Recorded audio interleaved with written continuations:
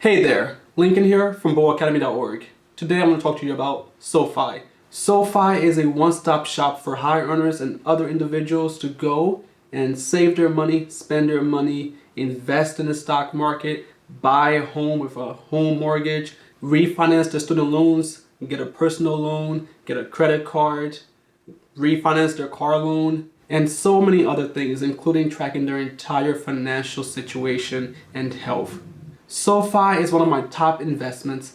It's actually my top stock market investment at about 32% of my portfolio, my growth portfolio, with a market value of over $80,000, which means, in other words, that I have about 4,000 shares of the company at an average cost of $18 per share.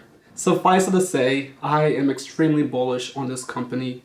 I've been bullish on it since I started using it to refinance my student loan, my Parent Plus loan, back in 2019. I've been a very loyal customer of the company, a member of the company since then. I've gone on to get a SoFi credit card, debit card. I use their investment brokerage app, and I also have a personal loan from SoFi as of this month.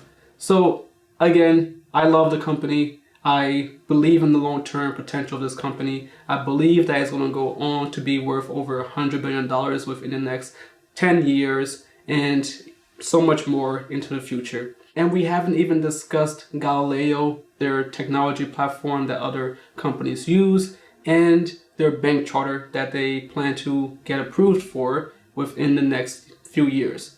They're currently buying a bank, and if that goes through, they should be on track to get their bank charter and become an actual bank, which will increase the efficiencies of their loan products and other financial products out there. So SoFi is a great business, and they have a great leader in Anthony Noto. And as I've said many times on this channel, as our long-time viewers will know and our patrons at patreon.boacademy.org will know, I am very much excited about the fact that SoFi has been able to vertically integrate centralized services.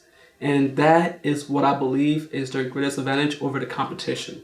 Vertical integration of centralized services. With the vertical integration, they get to increase their efficiencies of their business and decrease the cost of their revenues. With the centralization of their services and products to their customers, they get to provide all the products and services that their customers need in a single app, under a single roof, by a single name, and that name is SoFi. And that increases loyalty to SoFi, increases the lifetime value of their customers, and decreases the customer acquisition cost of their products.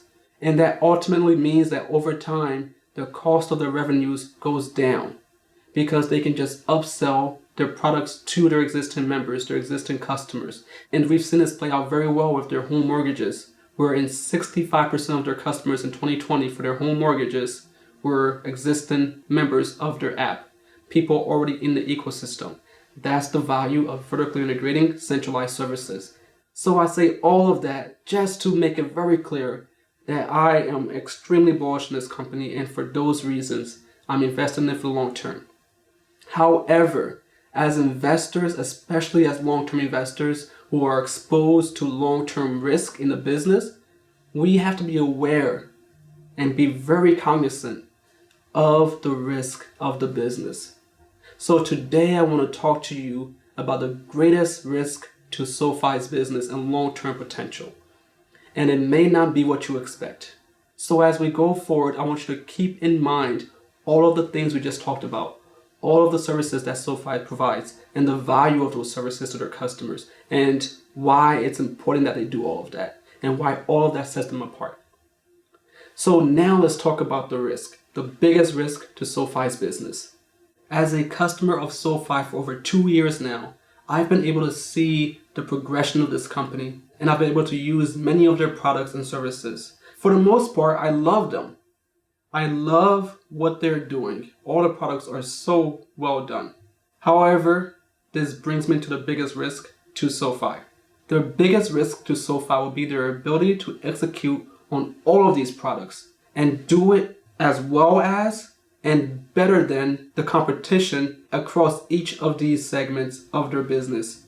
It's one thing to offer all these services, but it's a whole nother thing to offer them well in a way that is exceptional and will delight customers for the long term.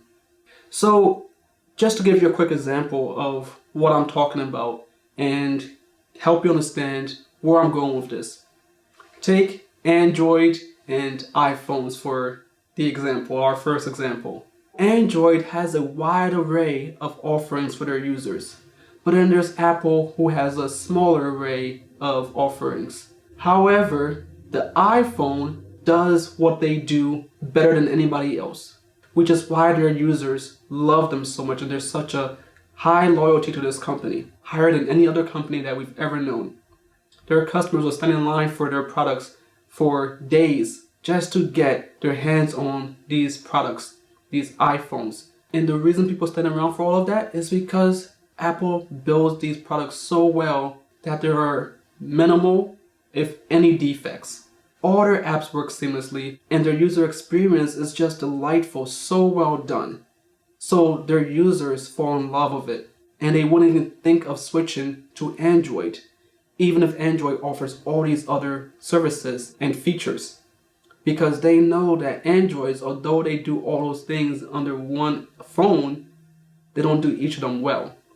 So there are some people on the iPhone side who will say, hey, I'm tired of Apple being so limited in their offerings, I'm going to try Android. And they go and try the Android and all the offerings that they have, but then they get annoyed by Android because Android isn't well done. The apps lag, the phones are slow, the camera is not as good as on the iPhone, and there's just so much fragmentation across the ecosystem. So that person isn't happy, and at worst, they head back over to the iPhone. So that is my fear with SoFi, that they become the Android of their industry, that they offer all these things but don't do them all well. They don't integrate their services well enough. They don't provide the best customer service. They don't have the most delightful customer user experience. There's lagging. There's a bunch of UI defects and bugs on the app. Their products don't work well together, and so on. So that's the risk to SoFi's future and success, that they don't execute well across all of their offerings and integrate them seamlessly. And the reason I even thought about this was because I faced a bad experience with SoFi recently. Recently, I used a SoFi credit card and racked up a bunch of debt on that credit card, but then I paid it off. In fact, I got refunds on all my expenses because I was using it for only a few purchases, and those purchases did not go well, and I had to get them refunded. So that meant that I had a surplus balance. I had a negative balance on this credit card. In other words, SoFi owed me $5,000. Although SoFi owed me $5, they showed that I had a positive balance, that I owed them $5,000 in the app. So I call the customer service line that they have on the app, and they had no idea how to help me resolve this issue. And their customer service rep actually told me to call the servicer of the credit card because SoFi doesn't do their own credit cards, which is another problem that a bank charter will help resolve. So I call the servicer, the servicing company of the credit card, and they tell me they have no idea what SoFi is and what this partnership is at the number that the rep gave me from SoFi. So that's two things. Bad UI, there's a bug in the UI, misleading the customer, and the customer service rep doesn't know how to help the customer. They send them to somebody else, and that person doesn't even know what SoFi is. So all of that together creates a bad customer experience. Subpar. So I still use SoFi. I still love the company, and I believe that they can resolve this in the future, but they have to resolve it. This can't happen to multiple customers for a long time.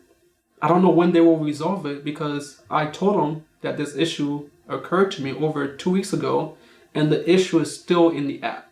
They are still showing me that I owe them money on the dashboard, but if I click in, I can see that they owe me money.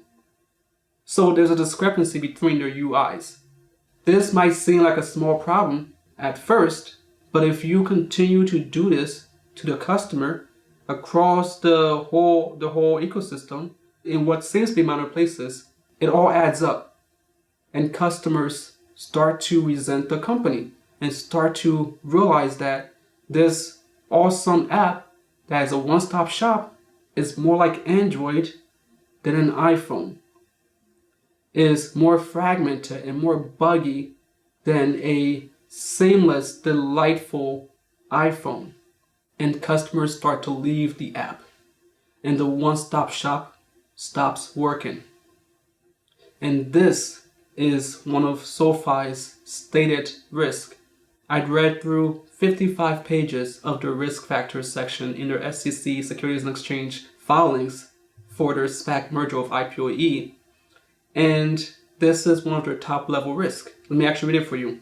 The number 2 challenge under the risk factors section is, as quoted, "We face numerous challenges to our success, including our ability to," this is number 2, "increase the number of members utilizing non-lending SoFi products and maintain and build on loyalty of existing members by increasing their use of new or additional SoFi products." So that's number 2. And then there's number 4. Number 4 says, "Further establish, diversify, and refine our cash management, investment, and brokerage offerings to meet evolving consumer needs and preferences." So that means that 2 of the top 5 challenges facing SoFi involve satisfying the needs and preferences of their customers. So if they cannot meet those challenges, the one-stop shop will start to be an adverse factor in their business. Their benefit, their advantage today being a one-stop shop will become their downfall, because the only reason they will fail to meet these challenges would be if they are too spread thin across their management, their staff, to continue to adequately service the needs and preferences of their customers. And what that means again is that they will be too spread thin to continue to build delightful and seamless and bug-free experiences for their customers, which will lead those customers to leave the app and never come back, and never get upsold to a lending product, and never refer their friends to increased members on the app. So the biggest risk to SoFi is their ability to focus on their UI, on their experiences for their customers, on customer service across the entire board, across their entire ecosystem of products. Because they have so many products, this challenge is multiplied for each of those products. If any one of their products fails to meet these challenges, the negative effects will be felt in their public perception, how customers view the company overall, and in their bottom line, because customers will start to leave, which will mean less revenues in their higher margin products, like their loans. So that's the top level of the biggest risk factor to SoFi. But there's more to it. It's a much more complicated problem than that. It's a much more complicated problem than we have time for in this video, because there's 55 pages of risk here, and all of them come back to these 2 challenges in their top 5. If they cannot successfully fulfill their promises to their customers across all of their services and products, that will come back to hurt them in loyalty and in revenues at the bottom line. So there are many risk factors to this company, and many of them are external. Many of them are out of their control. But what's in their control is how well their app functions, how delightful it is, if it's beautiful, if it's modern, and meets customers' expectations, and looks as good as Robinhood does, and works as good as Robinhood does, or better, and better than Webull and all those other apps out there. That is what they have to do. They have to be as good as and better than the competition. And as they add more products to their offerings, this problem becomes even harder to manage. So it's a double-edged sword. It's great that it's a one-stop shop. It's great that they're vertically integrated and offer centralized services. But they will have to hire and implement sufficient management strategies to maintain their high customer loyalty that they have today. That is the risk that we're all taking on as investors in SoFi. This company is not risk-free. I know I always talk about how great it is, but there are significant risks to this company, and they all ultimately come back to their ability to keep customers and continue to grow their memberships. Because membership growth is what leads to more revenues and cheaper revenues. So that's what I see as the biggest risk factor to SoFi. Let me know what you think and whether or not you're investing in this company and if you plan to hold it for long term. Comment your thoughts below in the comments under the video. Don't forget, I love to engage with all of you, so please do comment your thoughts. And of course, if you enjoyed the video, learned something new or a different way of thinking, then don't forget to like the video below, subscribe to the channel, hit the notification bell so you don't miss any of our videos in the future. And if you want to support the channel financially, join us over at patreon.boacademy.org. You'll get more access to me, get direct answers to your investing questions, and get to engage on our Discord channel where we share knowledge, discuss the stock market in real time by sharing news, rumors, and just how we're all feeling in the ups and downs of the stock market. And we all get to do our own research into new deals and come back, collaborate, and make better investment decisions together. And you will have a chance at winning $200 every month just for being a loyal and engaged patron. So if you're interested in all of that, I hope to see you over at patreon.boacademy.org. I'm Lincoln with boacademy.org. Thank you again, and have a great day.